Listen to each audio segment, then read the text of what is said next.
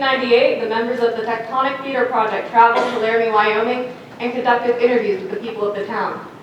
During that next year, we would return to Laramie several times and conduct over 200 interviews. The play you're about to see is edited from those interviews, as well as journal entries from the company and other contexts. Company member Greg Karate. My first interview was with Detective Sergeant Payne of the Laramie Police Department. At the start of the interview, he was sitting behind his desk, saying something like this. I was born and raised here. My family is a third generation. My grandparents moved here in the early 1900s, and we've had three, well, my daughter makes the fourth generation. Quite a while. It's a good place to live, good people, lots of space.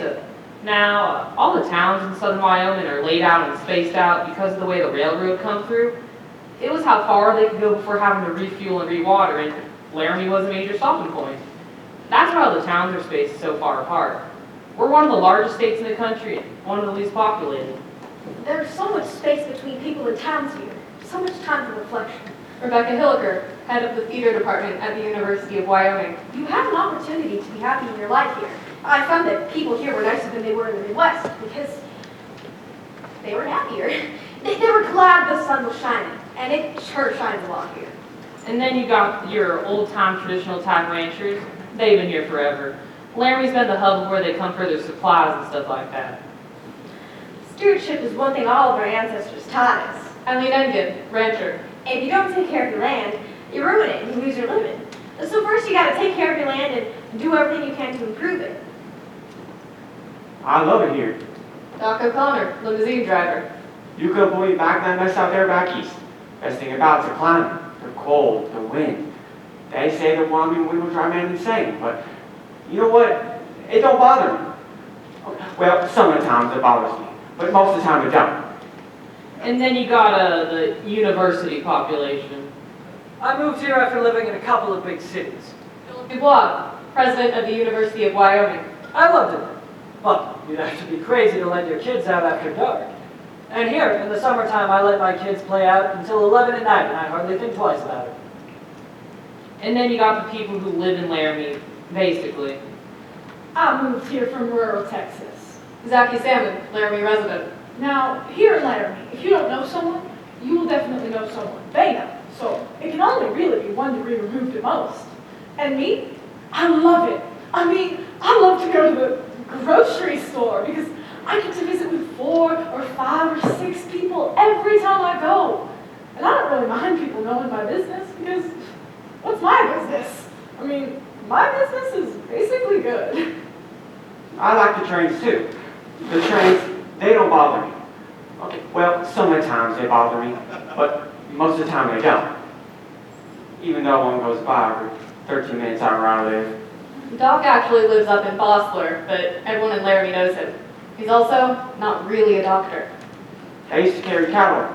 The trains, all they carry now are diapers and cars. I grew up in Cody, Wyoming. April Silva, a university student. Laramie is better than mine grew up. I'll give it that. It's a good place to live. Good people, lots of space. Now, when that incident happened with that boy, a lot of press people come here, and one time someone followed me up to the crime scene, and it was a real clear and crisp day. It was just a beautiful day, a gorgeous day. The sky was just that blue, you know, they will just never be able to paint. It's just sky blue, which is gorgeous. And mountains in the background with a little bit of snow on them. And then this one reporter, lady person, she come up to me and she said, Well, who found the boy? Who is out here anyway? and I said, well, this is a real popular area for people to run, and mountain biking is really big out here. Horseback riding, it's just close to town. And she looked at me and she said, Who in the hell would want to run out here? and I thought, lady, you're just missing the point. I mean, all you gotta do is turn around, look at the mountains, smell the air, listen to the birds, just take in what's around you. And she was just nothing but the story. I didn't feel judged. I just felt she was stupid. And they're missing the point. They're just missing the whole point. It's hard to talk about Laramie now to tell you what Laramie is for us. Jedediah Schultz. If you would have asked me before, I would have told you that Laramie is a beautiful town. Secluded enough that you can have your own identity. A town with a strong sense of community. Everyone knows everyone. A town with the personality that most larger cities are stripped of. Now, after Matthew, I would say that Laramie's a town defined by an accident, a crime. We've become Waco, we've become Jasper, or a noun, a definition, a sign. We may be able to change that, but it sure will take a while. Journal entries from members of the company. Company member, Andy Paris. Moisés called saying he had an idea for his next theater project, but there was a somberness to his voice. So I asked him what it was all about, and he said he wanted to do a piece about what's happening in Wyoming. Stephen Belberg. Lee told me the company was thinking of going out to Laramie to conduct interviews and that they wanted me to come. But I'm hesitant. And I have no real interest in applying to towns unraveling. Amanda Gronich. I've never done anything like this before in my life. I mean, how do you get people to talk to you? What do you ask? Moisés Kaufman. The company has agreed that we should go up to Laramie for a week and interview people. I'm a bit concerned about taking 10 people up there on a trip of this nature. Must make some safety rules. No one works alone, everyone carries cell phones. Have made some preliminary contacts with Rebecca Hilliker, head of the theater department at the University of Wyoming. She's hosting a party for us our first night in Laramie and has promised to introduce us to possible interviewees. No, I'm just telling you, when I first heard that you were thinking of coming here, when you first called me, I wanted to say you just kicked me in the stomach. You know, why are you doing this to me? And then I thought, that's stupid. You know, you aren't doing this to me. And more importantly, I realized that we've had so much negative closure on the whole thing. And the students really need to talk. You know, after this all happened, the students all started talking, and then the media descended, and all dialogue stopped. You know, I really love my students, because they are free thinkers. And you may not like what they have to say, because they can be very redneck, but they are honest, and they are truthful. So, there's an excitement there. There's a dynamic here that I never had in the Midwest or North Dakota where I used to teach, because there was so much Puritanism that dictated the way that people saw the world, that a lot of the time, they didn't have an opinion. You couldn't get them to express an opinion. And, quite honestly, I'd rather have opinions that I don't like, and have that dynamic in education. You know, there's a student I think you should talk to. His name is Jedediah Schultz. I've lived in Wyoming my whole life. The family's been in Wyoming, well, for generations.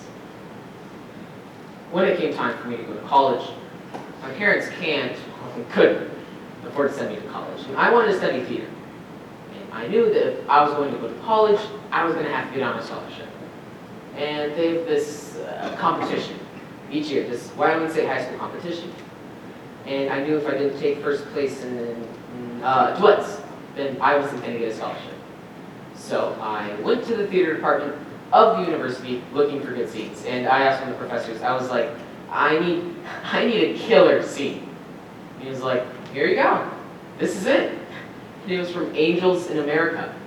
And so I read it, and I knew I could win best scene if I did a good enough job.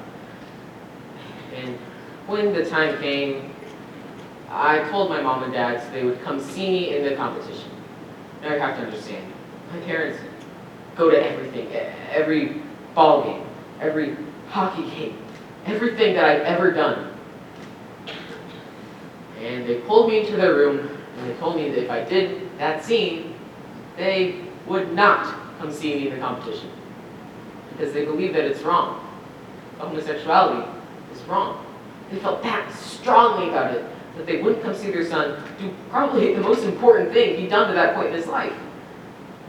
And I didn't know what to do. I had never, ever gone against my parents' wishes. But I decided to do it.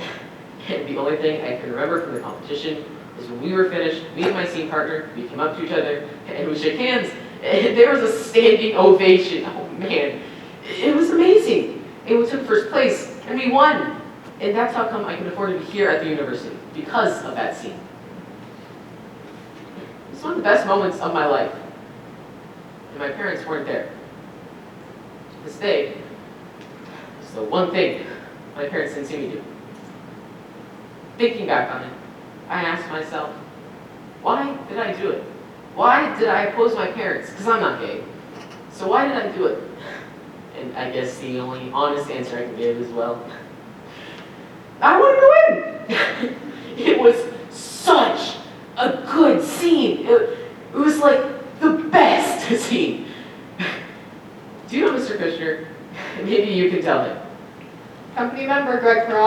We arrived today in the Denver airport and then drove down to Laramie. The moment we crossed the Wyoming border, I swear I saw a herd of buffalo. Also, I thought it strange that the Wyoming sign said, Wyoming, like no place on earth. instead of Wyoming, like no place else on earth. Company member Lee Fondakowski. I stopped at a local inn for a bite to eat tonight, and my waitress said to me, Hi, my name is Debbie, and I was born in 1954. And yes, Debbie Reynolds was big then, so there are a lot of us. But I promise I'll tell you if you leave your elbows on the table. Today, the company tried to explain to me, to no avail, what chicken fried steak was. And now, are you from Wyoming, or are you just passing through?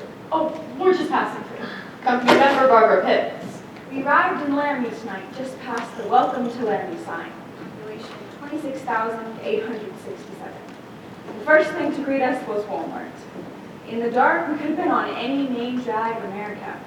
Gas stations, fast food chains, but as we drove into the more downtown area by the railroad tracks, the building still looked like a turn-of-the-century old western town. And as we passed the University Inn, on the sign were amenities such as heated pool and cable TV are usually touted. It said, hey,